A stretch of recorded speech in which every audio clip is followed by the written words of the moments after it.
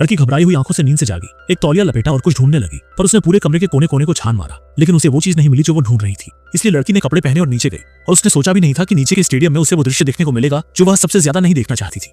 शाओची और चुईहुआ ये करीबी सहेलियां दूर गांव से शहर में आई, दोनों बड़े उत्साह से भरी, दृढ़ संकल्पित थीं अपनी जगह बनाने के लिए, लेकिन वास्तविकता ने उन्हें एक सबक सिखाया। इस रात हुआ को बहुत शराब पिलाई गई। दो बुरी नियत वाले आदमी उसकी ओर देखा और उनकी कल्पना उड़ान भरने लगी। संपत्ति ने अपने अच्छे दोस्त की खुशी के बारे में सोचते हुए यह अवसर उसे दे दिया और खुद कमरे से निकल गया। उसके बाद सांगपियाओ चुईहुआ के पास आया और अपने हाथों को नहीं रोक पाया। उसने चुईहुआ पर एक क्रूरतापूर्ण अत्याचार किया।